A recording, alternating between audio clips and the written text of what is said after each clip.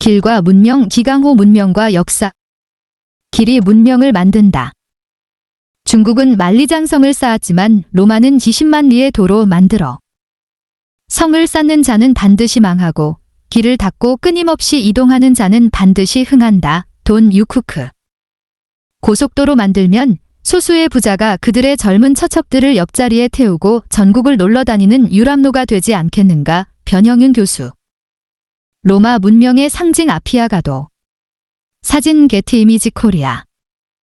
서울 근교에 있는 산, 해안선, 무역항 그리고 주요 도로의 황폐함은 조선에 대한 매우 좋지 못한 생각을 갖게 한다. 도로는 매우 열악하며 심지어 도심지의 대로도 승마장의 트랙보다 좋은 것이 없다. 비틀어진 소로의 대부분은 짐 실은 두 마리소가 지나갈 수 없을 만큼 좁으며 한 사람이 짐을 실은 황소를 겨우 끌고 갈 수 있을 정도로 더욱 좁아진다. 지금은 아니다. 옛 이야기다. 1894년 조선을 방문한 영국인 이사벨라 비숍, 1831에서 1904년, 이 1898년 출간한 조선과 그 이웃 나라들, 코리아 앤드 허 네이버즈에 나오는 구절들이다. 그런데 조선의 실상은 비숍이 관찰한 것보다 더했다. 도로로드라는 용어를 쓸 수준이 아니었다. 그럴 만했다. 조선에서는 수레가 사용되지 않았다. 바퀴 달린 수레를 사용하지 않으니 그게 단일 도로도 없었다. 도로가 없는 나라 조선. 조선이 수레를 몰랐던 것은 아니다. 그럴 수가 없다. 고구려 벽화에서 보듯 아득한 옛날인 삼국시대에도 수레는 활발하게 사용됐다. 그런데 1000년이 지난 조선시대가 되자 수레가 자취를 감추었다. 설마라고 할 수도 있겠지만 비숍이 조선에 대해 말하기 1세기 전인 18세기 실학자들의 얘기에 그 실상이 적나라하다. 박제가는 북학인의 편에서 조선이란 나라는 수레가 나라 안에 다니지를 못해 온갖 물화가 제자리에 나서 제자리에서 사라진다고 개탄했다. 물론 개탄만 한 것은 아니다. 여러 실학자가 수레 사용을 주장하는 글을 남겼다. 하지만 그들의 지적과 주장은 묻혀버리고 잊혔다. 왜 그랬을까? 조선의 지배층이 길을 닦으면 오히려 오랑캐가 침략하기 쉬워 국가 안보에 위협이 된다고 여긴 때문이라고도 한다. 외란, 죄란, 과호란, 호란의 트라우마 탓이라는 얘기겠다. 하지만 근본적으로는 상업을 억누르는 중농억상 정책 탓이 결정적이었다. 조선이 도로에 전혀 관심이 없었던 것은 아니다. 한양을 중심으로 각 지역을 연결하는 대로라는 틀이 있었다. 그런데 문제는 도로에 대한 관점이었다. 대로의 기준은 중국 사신의 행차가 가능한 너비였다. 상업 유통망으로서의 도로에 대한 인식이 없었다. 그 같은 대로를 제외한 대부분의 길은 방치 상태였다. 너비가 좁아 수레가 다니기 어려웠다. 조선시대 상인이란 존재의 대표격이었던 보부상이 그 실상을 설명해준다. 보부상은 지방의 오일장 등의 보찜과 등짐을 메고 지고 다니며 행상을 했다. 걸어서였다. 수레를 사용하여 많은 짐을 운반하는 게 없었다는 얘기다. 서울 상대 교수 전원이 경부고속도로 반대. 변형윤 전 서울대 교수. 사진 조선 DB. 하지만 역사가 거기서 멈추지는 않았다. 어떻든 한반도에도 서서히 근대적 교통망이 만들어져 갔다. 일제 시대로 들어설 무렵인 1905년 경부선 철도가 개통되었다. 보름이 걸렸던 서울 부산 간 이동이 17시간으로 단축됐다. 1948년 대한민국 건국 이후 곧바로 6.25 전쟁이 참화를 겪고 여러 혼란도 있었지만 그런 가운데도 철도와 도로가 곳곳을 연결시키고 있었다. 그런데 비숍의 때로부터 70여 년이 흐른 시점 한국의 교통망 발전의 역사에 획을 긋는 일이 이루어졌다. 1970년 7월 7일 경부고속도로가 개통되었다. 서울과 동쪽 끝의 항구인 부산이 고속도로로 연결되었다. 서울 부산 간 이동이 4시간 30분으로 단축되고 통행과 물류의 획기적 증대를 가져왔다. 거대한 경제적 파급 효과를 낳았다. 경부고속도로는 이후 한강의 기적으로 일컬어지게 되는 한국의 폭발적 경제 발전을 이끈 방아쇠였다. 하지만 경부고속도로 건설은 결코 박수갈채를 받으며 시작되지 않았다. 1967년 4월 27일 당시 박정희 대통령은 제6대 대통령 선거 공약으로 경부고속도로 건설을 발표했다. 그러자 당시 야당 정치인들은 일제히 격하게 반대를 외쳤다. 고속도로 만들어봐야 달릴 차가 없다. 부유층을 위한 호화시설이 될 뿐이라고 했다. 직접적인 반대 행동에도 돌입했다.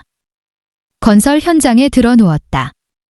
우량농지 훼손이 웬 말이냐, 쌀도 모자라는데 웬 고속도로냐, 부유층 전유물 고속도로 건설 끝까지 결사반대라고 외쳤다.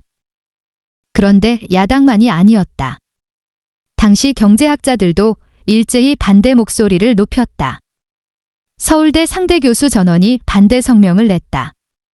그 대표적 인사인 변형윤 교수는 다음과 같이 말했다. 자가용 가진 사람이 몇 명이나 된다고 농토를 가로질러 길을 낸단 말인가? 기어이 길을 닦아놓으면 소수의 부자가 그들의 젊은 처첩들을 옆자리에 태우고 전국을 놀러다니는 유람로가 되지 않겠는가? 정치인을 능가하는 언사였다. 무명배옷을 입고 산천지를 걸어 다녔지만 경부고속도로 개통 다음 해인 1971년 대통령 선거가 있었다. 신민당 후보로 나선 김대중은 세종대왕 시대가 성군의 시대라는 것은 그 당시에는 고속도로도 없었고 무명배옷을 입고 산천지를 걸어 다녔지만 국가의 혜택이 고르게 분배되었던 것이라고 연설했다. 여전한 몰이해이기도 했지만 틀린 얘기였다. 세종이 성군이었다 해도 그때가 국가의 혜택이 고르게 분배된 때는 전혀 아니었다. 뿐만 아니라 퇴행의 언사였다. 무명배옷을 입고 산천지를 걸어 두누는 보부상 수준의 얘기였다. 그런데 따지자면 당시 반대 성명을 냈었던 변형윤 등 경제학자라는 이들의 식견도 그 수준 이상이 전혀 아니었다. 그러나 이후의 역사는 그 모든 비난이 그릇된 것임을 증명했다. 경부고속도로는 경제성장만이 아니라 국민의 삶의 양태에도 큰 변화를 가져왔다. 고속도로를 누비는 마이카가 성취의 문화로 자리 잡았다. 관광단지가 개발되고 관광버스를 통한 단체 관광이 등장했다. 명절에는 대규모 귀경이 이루어졌다. 경부고속도로는 일부 부유층이 처첩을 끼고 놀러다니는 유람로가 아니었다. 국민의 도로였다. 문명은 다양한 각도에서 고찰될 수 있겠지만 절대 빠뜨릴 수 없는 핵심적 요소의 하나가 길, 즉 도로다. 문명의 핵심은 도시다. 그런데 도시가 도시일 수 있는 것은 길이 있음으로 해서다. 길을 통해 연결됨으로써 도시는 거점으로서의 역할을 하게 된다. 도시는 길과 함께다. 문명은 도시이며 또 길이다. 근대 문명만이 아니다. 길은 고대에도 문명 세계의 중추적 기반의 하나였다. 안으로는 통일성과 활력을 유지하는 혈맥이었다. 밖으로는 관계의 촉매이며 자양의 공급망이었다. 물론 그것이 문명의 영원성을 약속하는 건 아니었다. 하지만 길의 힘이 강할수록 문명은 번영하고 장수했다. 그리고 그런 문명은 무너져도 역사적 존재감을 잃지 않는다. 후대에 또 다른 문명을 낳는 유산과 씨앗을 남긴다. 대표적으로 고대 로마가 그러했다. 고대 로마가 지중해 세계를 제패하는 동안 보여준 정치적, 군사적 위세는 대단했다. 그 과정에서 많은 인물이 역사에 이름을 남겼다. 역사에서 영웅적 인물들의 기록이 빠질 수는 없다. 그래서 영웅전이 있다. 플루타르코스 영웅전의 절반은 로마의 영웅들의 이야기다. 그런데 영웅만 쳐다보면 로마의 진면목을 놓친다. 고대 로마의 영향이 오늘날까지 이어지고 있는 것은 영웅쟁패의 무용담 때문이 아니다. 현대에도 의의를 갖는 문명적 성취가 있기 때문이다. 그 핵심의 하나가 바로 이 길이다. 로마는 이 길의 나라이며 로마 제국은 길의 제국이었다. 모든 길은 로마로 통한다고 했다. 이 말 자체는 고대 로마 때의 것은 아니다. 17세기 프랑스의 시인이자 우화 작가였던 라퐁텐 1621에서 1695년의 표현이다. 정치적인 의미를 담은 비유적 언급이었다. 모든 길은 로마로 통하지만 우리의 적대자들은 우리가 다른 길을 택해야 한다고 생각한다고 했다. 그 이전에도 비슷한 말이 있었다. 12세기경 프랑스 신학자 알랭 드릴 1128, 1203은 사람들을 로마로 이끄는 1000개의 길이라는 표현을 남겼다. 14세기 캔터베리 이야기의 저자 초서 1343, 1400도 비슷한 말을 남겼다. 이런 식의 로마로 향하는 길이라는 비유적 표현은 이후에도 종종 보이곤 했다. 로마의 길의 존재감이 그만큼 컸던 것이다. 미국의 도로 길이와 맞먹어. 실제로 로마의 도로는 대단했다. 당시의 도로 규모를 보여주는 남아있는 사료는 3세기 말 디오클레티아누스 284에서 305년 시대의 것인데 그에 따르면 로마 제국의 공공포장도로는 372개로 길이를 합하면 약 85,000km에 이른다. 현재의 미국과 비교해보면 실감이 더하다. 로마 제국은 오현제 시대의 두 번째 황제인 트라야누스 시절 AD 98에서 117년 최대 판도를 이룩했다. 약 500만 스퀘어 킬로미터로 추정한다. 오늘날 미국의 면적은 936만 스퀘어 킬로미터인데 도로망의 총연장은 88,000km에 달한다고 한다. 로마 제국의 면적은 미국의 절반 정도인데 도로 연장은 거의 비슷하다. 인구 대비로도 대단하다. 미국의 인구는 현재 3억이 넘어간다. 하지만 로마 제국의 인구는 117년 무려 8천만에서 1억 남짓으로 추정한다. 미국의 3분의 1이 안 된다. 그런데도 로마 제국의 길은 방대한 규모로 촘촘히 연결돼 있었다. 그런데 로마의 길의 대단함은 규모만이 아니다. 로마는 그 교통망을 통해 그 판도 전역을 하나의 세계로 만들었다. 로마와 그에 복속된 도처의 지역은 처음에는 일단은 지배피지배의 관계였다. 하지만 거대한 도로망이 그 전역을 하나의 교역권으로 연결하면서 새로운 발전이 진행되었다.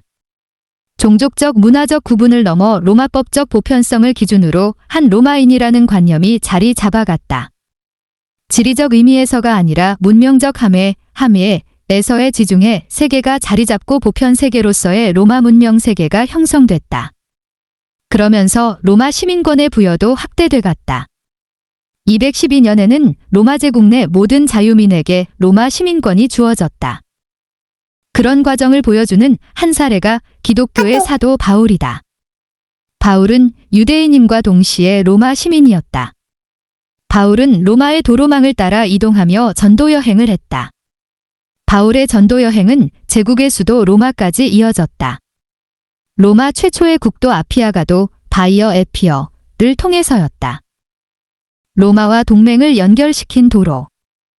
로마는 기원전 312년 아피아가도를 만들기 시작했다. 첫 번째 동기는 군사적 목적이었다. 이탈리아 반도 남부 지역의 통합을 위해 군대의 이동과 보급품 수송을 원활하게 하려는 것이었다. 그런데 아피아가도는 직접적인 군사적 용도 이상의 상승 효과를 가져왔다. 로마는 이탈리아 반도를 정복해 나가는 과정에서 피정복지와 피정복민을 단지 힘으로 제압하고 거기에 주둔해서 통치하는 것이 아니라 자치를 허용하고 동맹으로 삼는 것을 방침으로 했다. 그들과 경제적, 외교적, 군사적 관계를 맺고 공동의 목표를 추구해가는 시기였다. 이 같은 관계 구축에 중요한 역할을 했던 것이 아피아가도에서 시작된 로마의 도로였다. 로마는 이탈리아 반도에 복속시킨 곳곳을 도로를 통하여 로마와 연결시켰다. 유사시에는 신속히 군대를 파견할 수 있도록 하는 목적도 있었다. 그러나 직접적인 군사적 지배를 하지 않고 도로로 연결한 덕분에 그들은 폴리스 로마와 하나가 되어갔다. 이것은 카르타고와의 쟁패에서 큰 위력을 발휘했다. 기원전 264에서 146년 사이 로마와 카르타고는 지중해 세 개의 패권을 둘러싸고 거의 120년간의 격돌을 벌였다. 포에니 전쟁이다. 승부를 결정지은 것은 한니발 기원전 247에서 183년 과의 싸움인 제2차 포에니 전쟁이었다. 한니발은 기원전 216년 알프스를 넘어 로마의 본토 이탈리아 반도까지 쳐들어가 로마를 멸망 직전까지 몰아붙였다. 로마는 칸나 전투에서 8만 명의 병력 가운데 7만 명이 전사하고 1만 명이 포로가 되는 괴멸적 참패를 겪었다. 원로원 의원도 80여 명이 전사했다. 하지만 그것으로 로마가 무너지지는 않았다. 로마는 이미 단순한 도시국가가 아니었다. 이탈리아 반도 전역에 동맹 도시들이 있었다. 한니발은 16년간 이탈리아 반도에 머물면서 로마의 그 같은 동맹 체제를 깨는데 힘을 쏟았다. 그러나 그 결속을 깨지 못했다. 결국 한니발은 로마 제압에 실패하고 전쟁은 로마의 승리로 막을 내렸다. 한니발을 패배시킨 로마는 드디어 지중해의 제해권을 장악하고 지중해 일대 전역을 아우르는 패권국으로 발돋움하게 되었다. 그런데 로마가 아피아 가도에서 시작하여 이탈리아 반도를 통일하며 구축한 도로 정책은 이후 지중해 지역 일대 전역으로 확대되었다. 로마는 이탈리아 반도만이 아니라 지중해 일대의 여타 피정복지도 도로로 연결하여 하나로 묶어갔다. 로마는 호수와 같다. 유대인이면서 동시에 로마 시민이었던 바오로는 로마 세계의 서쪽 끝인 이베리아 반도까지 전도를 하려는 소망을 품었었다. 하지만 이루지 못하고 로마에서 순교했다. 그런데 로마 제국의 최대 판도를 이룩한 트라야누스가 바로 그 이베리아 반도 태생이었다. 트라야누스가 그 토착민 출신인 것은 아니다. 로마 전통 가문 출신이고 당연히 로마 시민이었다. 하지만 이런 경과들은 로마가 보편 문명의 특성을 강화시켜간 면모를 보여준다. 그렇게 로마를 하나의 문명 세계로 만든 인프라가 바로 로마의 방대한 도로망이었다. 그 도로망을 오가며 교역이 이루어지고 사람들이 오가고 또 정신적 교류도 이루어졌다. 그러면서 로마는 하나의 세계가 되고 그 역사는 후대로도 이어졌다. 19세기 독일의 역사가 레오폴트 폰 랑케 1795에서 1886년은 이에 대해 이렇게 말했다. 로마는 호수와 같다. 로마 이전의 모든 역사는 로마로 흘러들어갔고 또 모든 근대사는 로마라는 호수로부터 흘러나왔다. 랑케의 말대로 로마 제국은 유럽의 근대 문명에까지 이르는 줄기를 만들어냈다. 그렇게 등장한 근대 문명은 유럽이라는 지역을 넘어 오늘날에는 세계를 아우르는 보편 문명으로 이어지고 있다. 19세기 독일의 법학자 루돌프 예링 1818에서 1892년은 로마는 세계를 3번 통일했다. 로마는 처음에는 무력으로, 다음에는 기독교로 그리고 세 번째는 로마법에 의하여 세계를 통일했다고 했다. 그에 져서 로마법의 정신의 서문에서 한 말의 요약이다. 그런데 비중은 다르지만 그에 빗대자면 또 하나의 세계 통일 대화도 있다. 로마의 도로 문화는 오늘날까지 이어지는 직접적인 유산도 하나 남겼다. 바퀴의 좌우 폭이다. 근대에 들어와 영국이 증기기관차를 만들고 철로를 놓을 때 바퀴와 철로의 폭의 기준으로 삼은 것은 과거 로마 시대 마차 바퀴의 간격이었다. 오늘날 대부분의 국가는 당시 영국의 증기기관차와 철도의 폭을 기준으로 하고 있다. 고대 로마의 마차 바퀴의 폭이 오늘날의 세계의 기차와 철도의 폭의 표준이 된 것이다. 상징적이다. 토지 문명과 교역 문명. 문명은 결코 교역과 분리돼 존재할 수 없다. 근대 이전 농업이 중요했던 오랜 기간 동안에도 문명은 토지 문명과 교역 문명의 성격을 동시에 가져야 했다. 하지만 속성상으로 상대적인 정도의 차이는 있었다. 토지 문명은 농업과 정착이 중심이다. 영토, 령토, 공간, 성이 중요하다. 내륙을 주 무대로 한다. 지중해 일대 고대 문명의 경우 이집트가 전형이다. 반면 교역 문명은 상업과 이동이 처음부터 중요했다. 경계선을 가진 영토적 공간보다는 활동 영역과 네트워크, 길이 중요했다. 메소포타미아 문명도 그러했다. 농업 못지않게 길과 교역을 중시했다. 고대 수메르 문명은 인더스 문명과도 오랜 기간 교역을 이어갔다. 후대의 동서 세계는 더욱 대비된다. 황하 일대에서 일어난 고대 중국의 문명은 내륙 농업 정착 문명의 특성이 강화돼 갔다. 주, 나라 이전 근상의 경우는 교역 문화의 비중이 상당했다. 하지만 주나라는 농업을 위한 토지제도와 그 상속제도가 핵심이 됐다. 나중에 공자, 이상화, 리상화 했던 정전제와 종법제가 바로 그 주나라의 것이었다. 반면 지중해 세계는 달랐다. 농업이 중요하지 않은 건 아니었다. 그러나 교역은 항상 필수였다. 수메르도 그러했지만 후대의 바빌로니아도 그랬다. 함무라비 법전에는 눈에는 눈만 있는 게 아니다. 절반 이상이 거래의 계약에 관한 것이었다.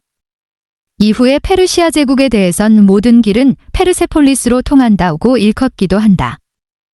그리스의 폴리스들은 교역이 더욱이 중요했다. 에게해를 무대로 한 활발한 해상 교역이 상시적이었다. 알렉산더의 제국도 당연히 그 전통을 바탕으로 했다. 로마도 마찬가지였다. 로마의 패권은 지중해 세계의 교역 장악의 의미를 갖는 것이었다.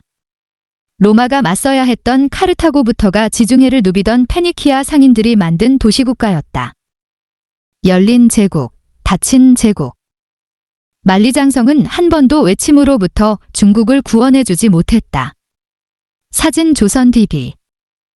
로마가 그 카르타고와 쟁패를 거듭하던 비슷한 때인 기원전 221년 먼 동쪽에서는 이 전국 시대를 마감하고 천하통일을 했다. 진은 곧 무너졌지만 기원전 206년 이 기원전 202년 통일왕조를 수립했다. 그런데 동서 두 세계의 고대 국가는 다른 면모를 보여주었다. 중국을 통일한 진시황은 곧바로 만리장성을 쌓기 시작했다. 흉노를 막기 위함이었다. 기원전 214년 완성했다. 그런데 그 시기 로마는 장성이 아니라 도로를 만들고 있었다. 아피아가도로 시작된 로마의 도로 구축은 지중해 세계 전역을 장악한 뒤에도 수백 년간 계속 확대되었다. 그렇게 닦은 도로가 8만 km가 넘었다. 중국식으로 환산하면 20만 리에 이른다. 중국은 만리장성을 쌓았지만 로마는 20만 리의 도로를 만든 것이다. 그렇게 로마가 길을 닦을 때 중국은 장성을 쌓았지만 그것이 중국을 지켜주지는 못했다.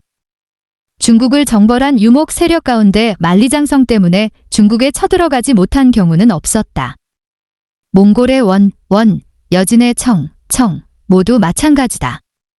이와 관련해선 다음의 언명이 통렬하다.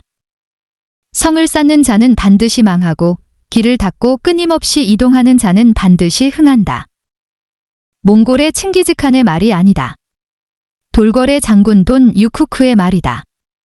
그는 7세기 말 당에 의해 무너졌던 돌궐 제국을 부흥시켰는데 수장이었던 빌게 카간이 방어를 위하여 중국처럼 성곽을 쌓고자 했을 때 반대하며 이렇게 말했다.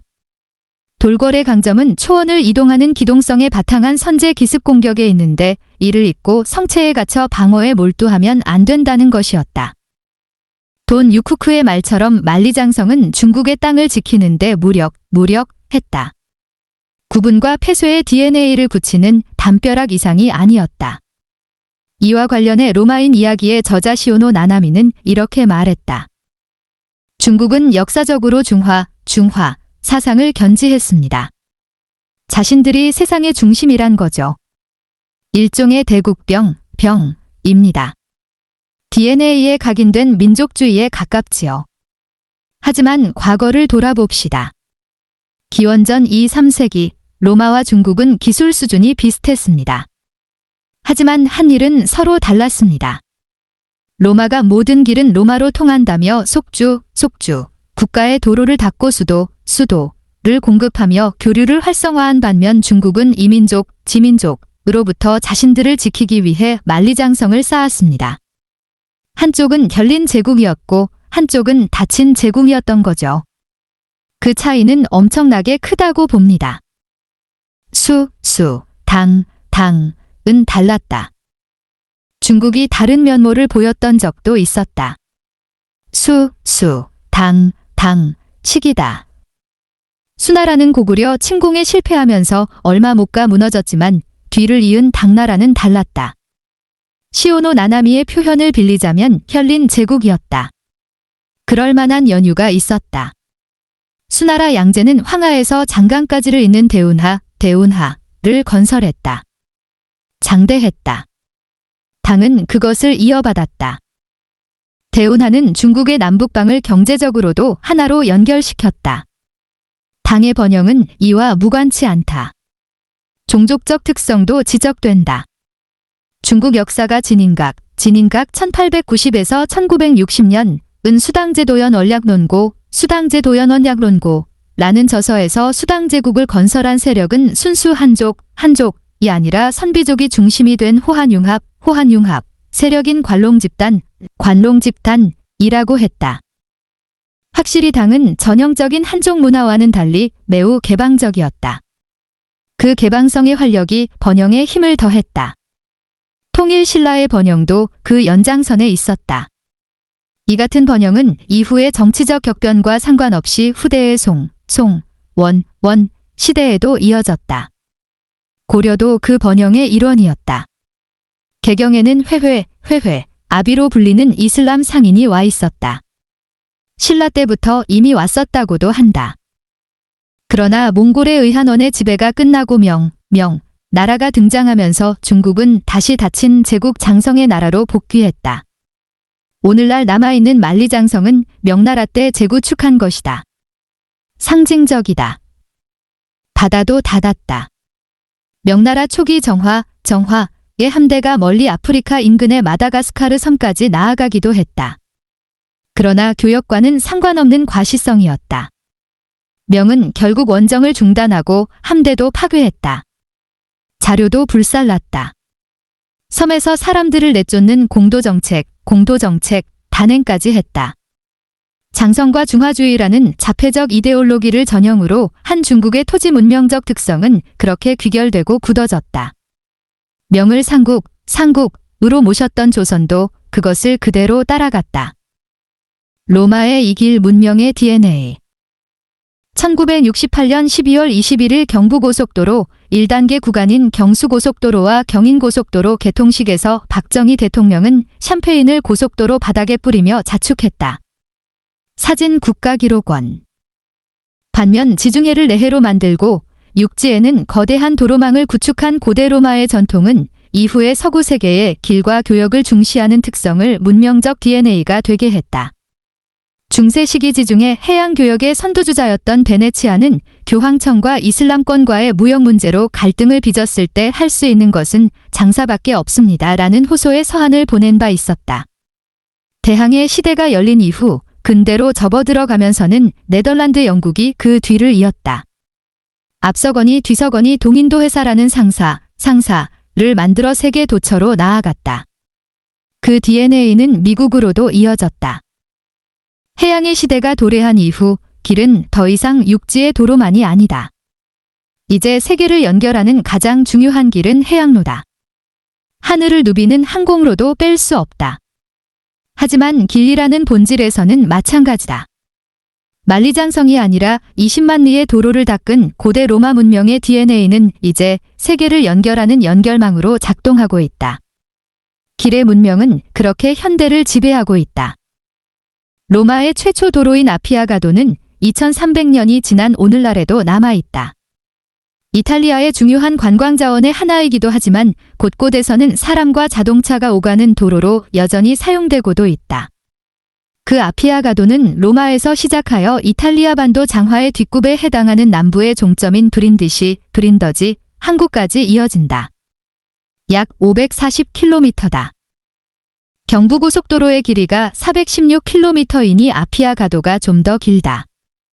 하지만 지리적 양상은 서울에서 부산까지의 경부고속도로 연결과 비슷하다. 브린디시 항구는 지금은 큰 의의를 갖지는 않지만 고대 로마 시기에는 로마의 가장 중요한 항구였다. 그리스, 이집트 등 당시 선진 지역과 오리엔트의 관문인 유대 지역이 연결되는 관문이 항구였다. 부산도 일본 및 태평양으로 나아가는 관문이 항구다. 먼 훗날에 한국의 경부고속도로가 로마의 아피아가도와 비슷한 역할을 했다고 여겨지길 바라는 것은 과한 것일까?